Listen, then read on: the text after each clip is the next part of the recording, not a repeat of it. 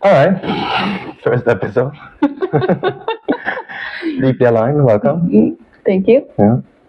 I'm kind of thinking back to when we were trying to name the podcast, and we were going back and forth between, is it about balance?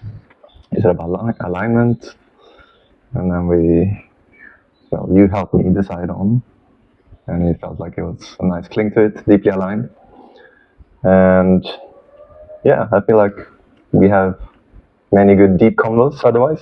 So what a perfect way to kickstart this podcast with another deep convo. So let's see where this goes.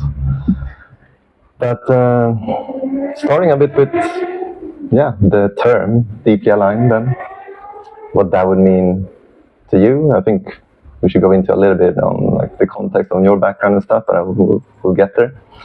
But starting out with alignment or being deeply aligned, what would you say in your words that means to you, and how do you think about it?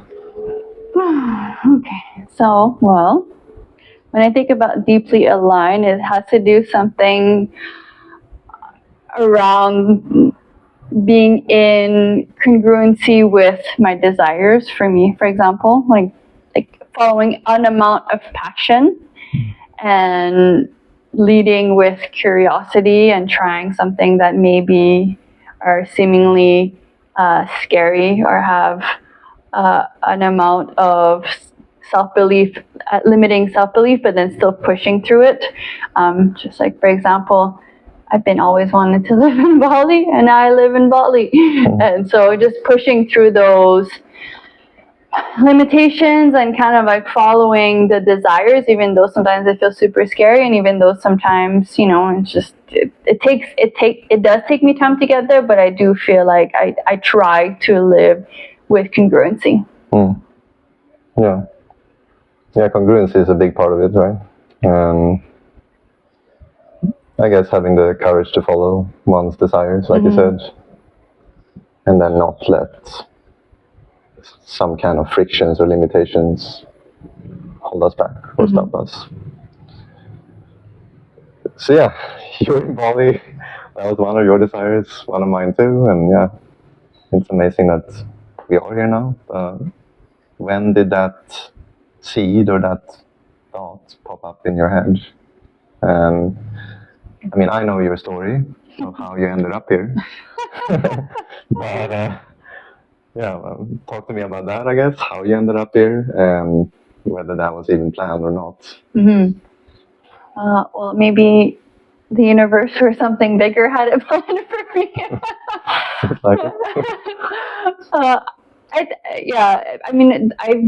this was my 8th time traveling to Bali, and ever since the first time I came here, I knew that I wanted to live here. I had friends that used to live in Bali, and I remember every time I would come, I would question them on how they were able to make it work here, because I'm still, although like I feel like I'm pretty progressive in how I think and where I came from to who I am now, I still think that I have limiting beliefs in terms of the way to make money, or especially back then, like the way to make money is maybe like more traditional in terms of like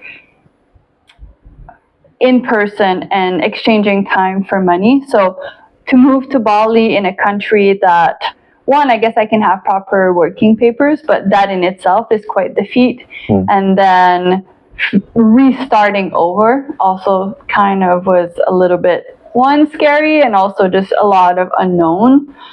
And yeah, so it's sort of something that I always had a desire to do. And then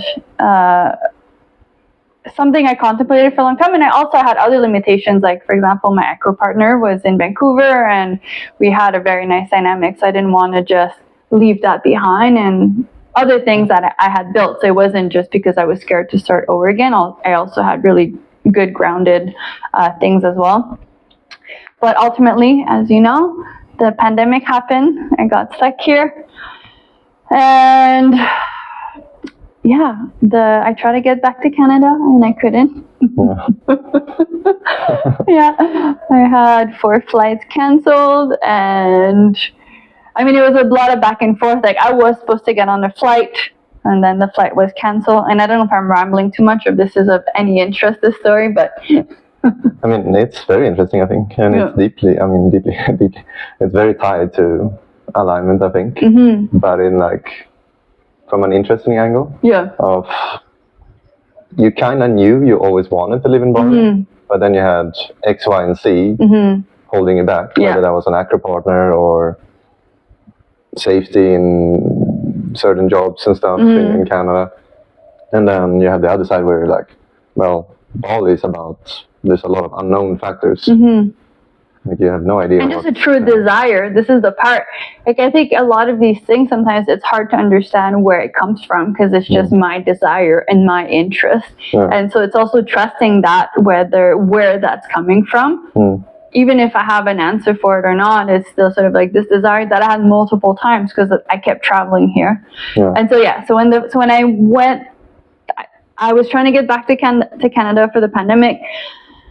I was about to board the flight, and then at that point, within the amount, between the time of checking in and getting on the flight, foreigners weren't allowed to get on the flight, or foreigners weren't allowed to get through the flight through Taipei to get back to Canada. So essentially, the flight was running, but then I couldn't get on it, so I lost the flight. And then it was Nyepi here. So Nyepi is a holiday, or not a holiday, a celebration, a silent celebration where they. Essentially, it's a way to like purify. I should probably know specifically, and hopefully I don't butcher it too much.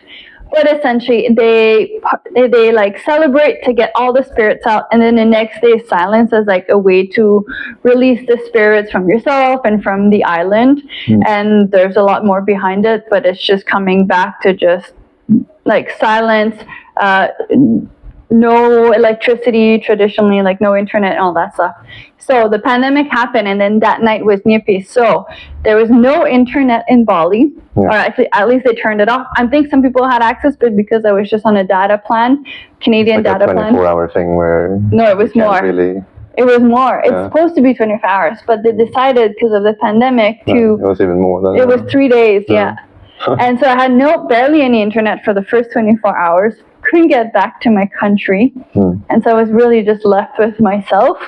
And I feel like that's a good transition into. I mean, we talked about this a lot, where I guess letting go or going with the flow. Exactly. And that would be, a good example or a good story of you letting go there and eventually saying, okay, well, maybe I'm supposed to stay here then. Yeah, exactly. Well, yeah. When did that come for you? Or did that come? It took a while. I think after spending more time here and then sort of like reflecting on my life and at this point I'm like, okay, I guess I could go back to Canada and work again and save more money and then come back here. But it just felt like the perfect catalyst in a way, because at the point where I could actually go back to Canada, I had already been here for multiple months. My acro partner also got stuck in another country. And I think just having that time and space to detach a little bit gave me perspective on choosing what I really wanted. And so it's kind of like it wasn't that bad after all, the unknown, and then also your desire getting even more clear, I guess. Yeah, I think taking space away from what I knew gave me the chance to detach from it, and then really for me to make a decision for myself in a way. I guess it was a decision before, but it was still influenced by... Yeah. And it's always more influenced than we all think. Yeah, exactly. And I think we all have that story or journey in different ways. Mm-hmm. And that's what's super interesting. Yeah, what would you say then? Is there any advice, so to speak, of like how one can get better at listening to one's gut feeling or intuition, or what's your what alignment is for oneself specifically? I think this is what I'm realizing is doing the work when you're not in crisis is a lot more beneficial, because in the moment I had a lot of fear that came up, and having a lot of fear came up blocked my ability to really discern if it was what I wanted or not want, or didn't desire. So it was only after I had time to kind of like chill and have time to reflect and really think through like my decision that I was like, oh, actually this is something that I want. I said, this is part of what I'm trying to do more of now, is like making an effort to build trust with myself and build trust with, I don't know what to call it, like life, universe, whatever. It's just like trusting that whatever's showing up in front of me, and it's there for a reason, whether I like it or not. And that's the hardest part to do, because I know for me, part of my fear that comes up is often around like scarcity and not having money or not being able to support myself because of my childhood. So this is the work that I need to do outside of it, so that it doesn't disrupt my decision making in actually following my true desire and in actually following what I want and taking action towards that. Yeah, 100%. Do you think that's like maybe one of the number one things that's stopping people? These like, scarcity, I suppose, of some kind of safety, whether that's money or whether that's anything else that is influencing families' opinions or etc. etc. Yeah. I mean, I think it's always a balance of, I mean, who knows? There's maybe for some people their lesson is to just jump ship and go and just kind of like let go. But definitely fear and learning about the brain and how our system works, for example. Like, I know that fear is a big limiting factor. And this is two parts where I think the fear is normal and it's something that we are going to feel, and our ability to hold ourselves in those moments and what we do with it when it comes up and who we have around to help us navigate makes a huge difference on the kind of decision we can make. And I think like having a safety is intelligent, you know, like having money saved up before taking big steps, like for the majority of us it makes sense, because otherwise if you don't have that, or if I don't have that, then what happens is the fear is always in the way. And then when fear is up, then you don't have access to good parts of your brain, and then you're just making decision out of fear. So I think it's good to be both intelligent and save money if it's an option, and both to take courageous steps to try something different, especially if it's something that keeps coming up. And or like for me, I get kind of like pushed into it in a way where I was like, okay, I asked for this, not in this way, but you know, I think I needed a pandemic, for example, to like push me to move to Bali. Yeah. Well, there's a lot to that. Going back to some context on your story then, because you're mentioning now certain fear, but it can also be very useful, of course, to have some safety net, so one can. I mean, I think about it in this way of like, we need to try a lot of new different things and experiment in order to understand what we like and what is probably the right path for us. But we will also choose a few things before that is going the wrong way, sort of, so to speak. And it comes down to a little bit like, taking, I guess, educated risks.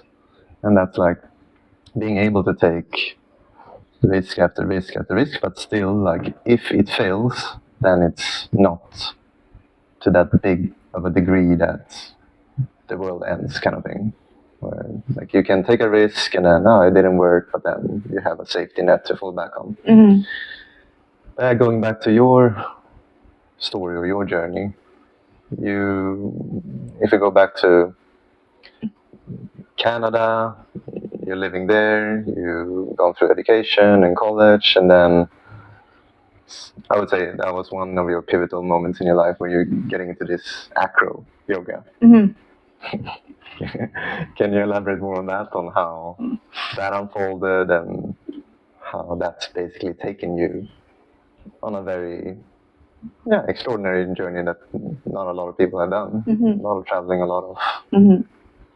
Yeah, I think to link it back to deeply aligned, I think that's one thing that I now realize that it's probably from being neurodivergent, where I know when I'm passionate about something because I hyper focus on it. And because of that, I guess it can be both a curse and a blessing. Luckily, I've been passionate about things that align me towards, experiences that are expansive. For example, with acro, where it offered me a lot of opportunities to travel and teach and to get to learn from different people around the world and have a lot of opportunities, like travel to Bali, for example, or to be able to teach teacher trainings and kind of expand through that. And then from that, also open up my mind to movement in general and going beyond just acro. And through acro, also learning about nervous system regulation and linking that to what I did before, which is like my background's in psychology. And so all of these things are kind of like all forces, sort of like one influences the other, and then still just kind of like driving that desire to move forward. Right. Yeah, it's probably one of a big factor as well, right? In order to become deeply aligned, of just getting exposed to a lot of things once again, whether you're experimenting on your own or it's like you're getting forced into new exposure with new cultures and stuff, which also happens when you travel. Because of your travels, you did discover, for example, Bali for the first time, or other Asian countries, or the United States, or a lot of other places. But yeah, so through that journey, as you got these opportunities and to travel the world, do you remember any key moments that was like truly opening up your mind, or like that you can remember of like that was a moment that opened up my mind more than usual, maybe? Is there any such moments? Such moments that opened up my mind. Or such moment that it could be considered a pivotal moment in your life, where that got you into a different trajectory as compared to... I think this is what I realized. The majority, of course, like these places are amazing, and like there's a lot of places I'm like, wow, the beauty is outstanding. But in the end, for me, what it always comes down to are the people. Like I can go sightsee a little bit, but it's more so the people and that I meet, and especially with acro, like a lot of these places where I went, it's kind of nice because I was sort of, I got to immerse myself directly with communities, for example. It's not always perfect by any means, but I think just the power of community and the power of people coming together, and like acro just happens to be one tool or one skill that brings people together. But I mean, this happens frequently through dance or other types of shared partner skills. Yeah, meeting new people who has new perspectives. And that's really what I find more interesting. That's what I do find kind of more interesting, is like traveling and getting to meet people and learning about their stories and how they got there. And All right, going back to when you did get stuck in Bali. And now you've been here for a couple of weeks. What was going through your mind of, this is the place, this is probably right for me, this will be my next path, and then you kept on thinking, what are you gonna do here, and how are you gonna make a living here, and what is that gonna be, basically?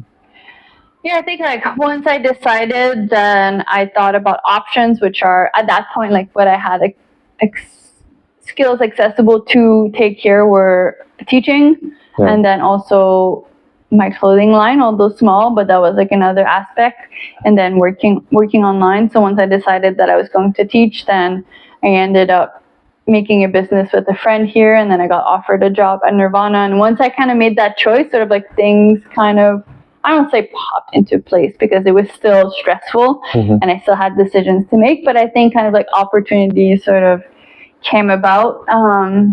I don't think I heard that part where you started a business here before, or Yeah, PME with someone, with a friend. Yeah. like what was the options? The options was Nirvana, obviously one of the most well-known gyms with in movement space. And then you had another option where you're gonna do your own thing. My own thing, yeah. And I think because I've been self-employed for a long time, probably trying to think my timeline again, my brain. Probably I had been self-employed for 10 years at that point. So I think I was reluctant to only work under a company. So I thought maybe having more flexibility to do my own thing was a better option. And yeah, I think like both are opportunities and not in their own kind of ways. In the end, I decided to just go with my own thing. Which I guess had its own benefit, but also I met my own limitations with that. And I think in the end, now just having been at Nirvana, being just with one business is a lot more energy saving in the terms of like even like traveling around and building a student base and that kind of stuff. So yeah, one has benefits versus the other. But so the comparison was Nirvana is gonna give me this, and the other is gonna give me this. Yeah. So the other more freedom and more variety, more variety, exactly. But Nirvana, maybe that community aspect, but also classes. Learn a lot. Exactly. Learn new skills. Yeah. And keep on honing those skills as I get to run a lot of classes and stuff. Was that the way you were thinking? Yeah, exactly. Yeah. And also I think just for growing like the student base and for teacher trainings and retreats and that kind of stuff, that's the nice thing about having my own business then. So where do you want to go next? And I guess once again to go back to like alignment. How do you think about it these days? Of I guess being more sure of like sticking to alignment, or do you go more the other route of like, it might happen either way. It's just a different path, because that's also one way of thinking about it.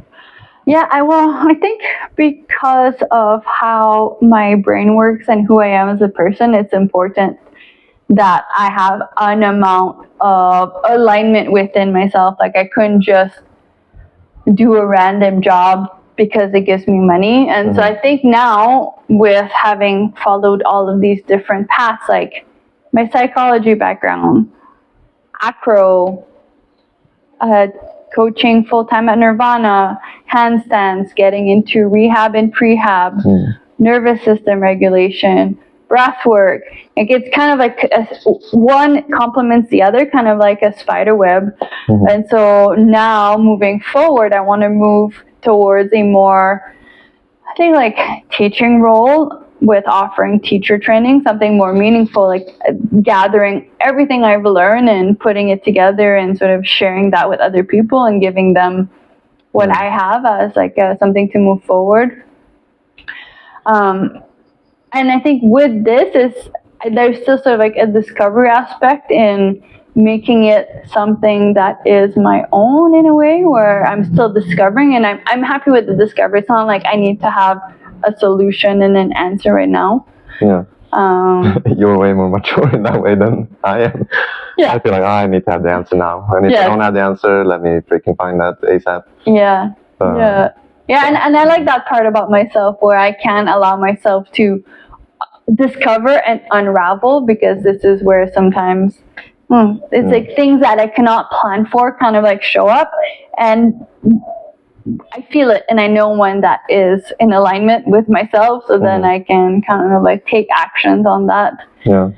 I do hope that all of these can lead to like, an amount of like financial stability and freedom through that, because I think that's like ideal, where I can do what I love and be supported financially. I'm sure you will. I mean, something that reminds me of is, I don't know if you watched Steve Jobs as a movie, but also like his speech is he's talking about I don't know how many years, but let's say he went through 10 years, right? On his younger teenage years, from he was early 20s to 30s, he was saying, I was very focused and I was striving and I was motivated, but really I had no idea about everything was gonna get put together. I found one puzzle piece and another, and it was only years or decades later that I saw it all come together, becoming my own thing and my own innovative thing, basically. Yeah, it sounds like I relate to that a lot. yeah, you relate to that a lot. And I think that maybe it's like is more having a creative mind, and so those aspects are sort of like unraveling. And I mean, I never thought I would be where I am now. Like, I never thought when I, for example, went to school for psychology, that I was doing acro, that I would end up traveling the world. And then through acro, I learned more about the nervous system and the polyvagal. And then learning through the polyvagal, then I learned more about how to help people take care of themselves and to regulate their nervous system through breath work or movement, or kind of like just having a bigger understanding. And then with that, like even fascia and all of it is like complementing each other, essentially. Yeah, I mean, I know, like, I don't think a lot of people know how many courses and certifications and stuff and how much knowledge you do have. And yeah, I think it's all very relevant to each other, but you just gotta find a way of putting it all together truly. Exactly. Yeah, I think that's just around the corner. Yeah, but that's why I think breathwork is a good one, where it's like I really get to join those aspects of embodiment, educational component of just informing people about how their brain works and their physiology, and then using breath as one vehicle, but then even furthermore. And same with, like, even though at this point I teach acro, I teach acro because it's like a fun skill, but like beyond that is still because it brings people together, and there's a lot of like this co-regulation and your ability to grow your window of tolerance if I can create a system of safety within all of the students, and the dynamic between me and them. And even if maybe they don't know that, when they come to acro, is still in the back of my mind, why one of the reasons. And this is where I'm linking the pieces in the back end and sort of like bringing it all together. I mean, I think we will realize more and more how much this safety piece is a big part of becoming deeply aligned, I guess. Exactly. Because if we talk a little bit about nervous system regulation and because nervous system is basically about safety, right? Us feeling secure and safe. And when we're in that kind of state, it seems like we can make a lot better decisions. Exactly. So let me clarify. So a lot of people think a dysregulated nervous system is somebody who's just emotional, but it's not. A dysregulated nervous system is somebody who has lived a lot of threats, a lot of survival stress in their life, and so their system is attuned to be more in a survival mode and a survival response, therefore experiencing a lot more threats. And so what happens is your physiology attunes to feeling under threat all the time. And because of that, then it limits your ability to, for example, have access to other parts of your brain to make other decisions other than a survival response. And so moving or putting intention to creating safety in the system and educating people on how to do that, then for some people it's a big feat and it takes a long time because of the amount of years that the system went through. And for some people it's a little bit more tangible and you can take baby steps towards it. But essentially, the more you can come back to a state of feeling safe within your body, whatever that looks like for you, whatever that looks like for me, how I interpret and how I feel safety is going to be different than yours.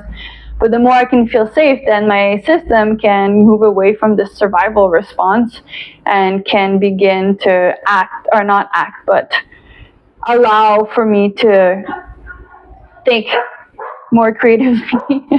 Make better decisions. Make better decisions. Yeah, exactly. just have access to our prefrontal cortex, for example, and then just even our physiology, our hormones moving away from this kind of like high cortisol state, and all of these things, like as long as your physiology is tuned to survive, everything else will follow. The hormones, your digestion, like all of your organs will follow that. So that's why it's super important to always come back to this kind of parasympathetic or allowing for the parasympathetic break to be there often, so that you can kind of like down regulate. It's not about just being here and like super calm and mellow. Like we want to have this up and down, but it's got to be up and down, not chronically stuck here, or functional freeze, which is like at the bottom where a lot of people are. Right. So, talking about this and tying it back to alignment again, like, how can one know and get better at finding more self-awareness, I suppose, of knowing where one is in that regulation? Like, how can one know if I'm on the stress parameter or more the threat more regularly, and I should do some more, well, whatever tool you want to choose, whether that's breath work or movement or something else. But how can one have the self-awareness of that, of like, where one is in that, I guess, in that spectrum between feeling safe, calm, or being threatened and well, our body is always giving us signals. For example, like even small things like bowels, like having bowel issues is often like one of the signs. Like your sleeping pattern, your hunger levels. You know, like if you find yourself binge eating, you're probably feeling stressed, right? It's like, or if you're snappy at someone, or if you're waking up in the middle of the night.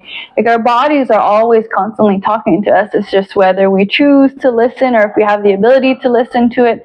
And a lot of this has to do with our childhood and how we're brought up. And even though I'm like, not that the school system is doing this in that manner, but even things like not being able to listen to our hunger levels as kids, right? It's like you can only eat at recess, you can only eat at lunch, you're supposed to eat this many meals a day, right? So already we're constantly taught to not listen. Like you have to go to the bathroom, you can't go to the bathroom right away, you have to ask for the okay to your teacher.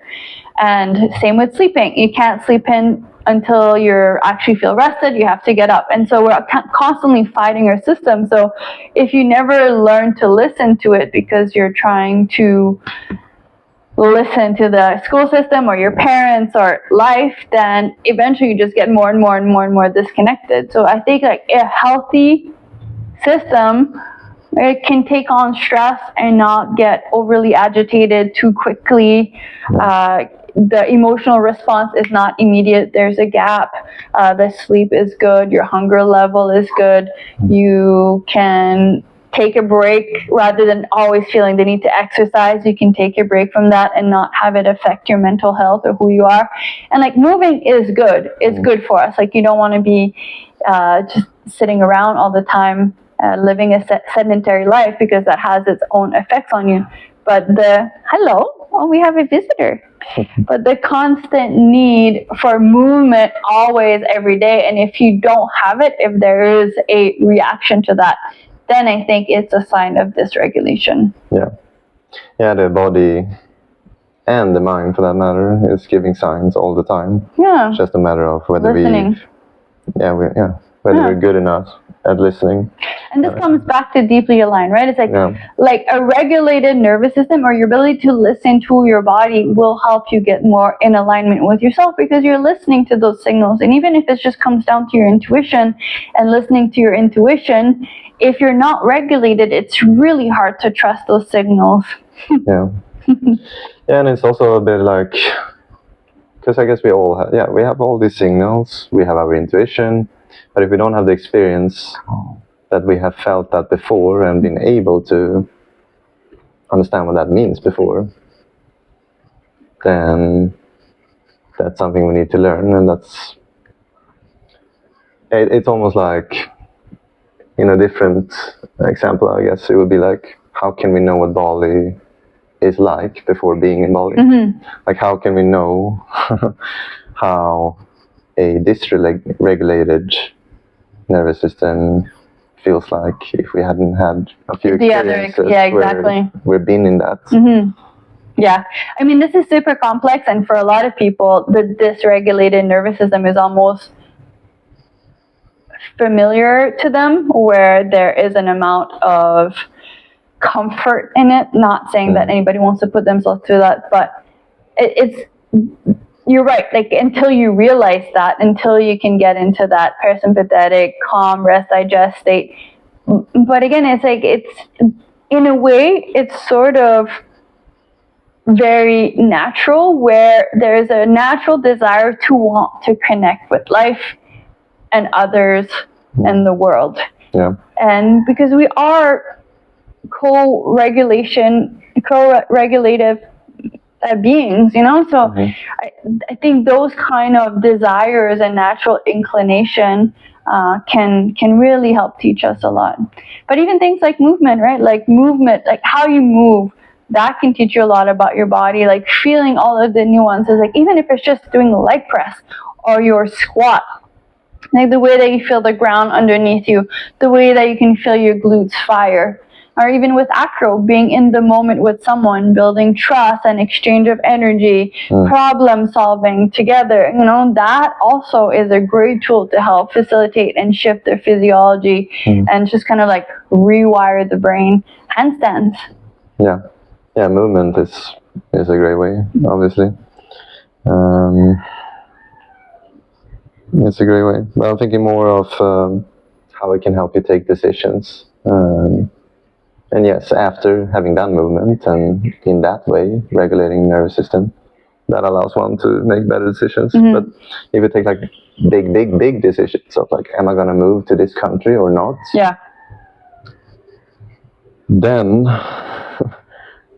what would be required, do you think, when it comes to nervous system and being aligned once again? Like, if one is in this place of, I've been thinking about, for example, moving to Bali or starting to travel, but then again, how much money do I have saved up, or is that smart because I should probably study and be in school right now and do that next exam, or I should start a job, or... but I think this is the part, it's like we see it as like one event, but I think it's everything around it and before it. Yeah. The more you can do the work, the more you can listen to yourself, the more you can meditate, the more you can be intentional and help rewire your system. Then when big events kind of come up like this, it's a lot more clear. And of course, there's still decisions to take, but that's not coming from a fear of unknown or too much anxiety. Of course, those are there. But I think ultimately there's more of you present and more of you being able to lean into that and trust into that than... There was one guy who said it pretty well. I can't remember who it was now, but he was basically saying now that it's not a fork in the road of like you go there or you go there. It's more like a flywheel where you keep on regulating yourself on a daily basis, so you're in a better state of mind. Then you take a mini decision there, which leads you there. You take another mini decision, and it just goes in a more of a flywheel. Exactly. And I think not being attached to like, this is a right or wrong decision, but rather accepting what's the worst case scenario. Worst case scenario, for example, in my mind, I was thinking, worst case scenario, I've been wanting to move here for 8 years. Worst case scenario, it doesn't work and I tried. Yeah. And then I have to go back to Canada. Yeah. And that's basically it. Yeah. Yeah, that's a good way to think about it too. Going, what's the worst thing that can happen? Going back to, I guess, taking risks, but doing it from a safer place also, where there's a safety net to fall back on. Not the end of the world if this one doesn't work out, this decision or this risk taking. Yeah. As we're wrapping up, anything else you would like to talk about that you think we haven't really touched upon? Or? I don't think so. At least I can't think about it in this moment. Yeah. Well, I'm really glad that we got to do this. And yeah, great, nice first episode, I think. Me too. Yeah, I appreciate you. I appreciate you as well. And I'm sure we'll have you back on the pod again very soon for some more deeper conversations. I would love that. Thanks, Paul.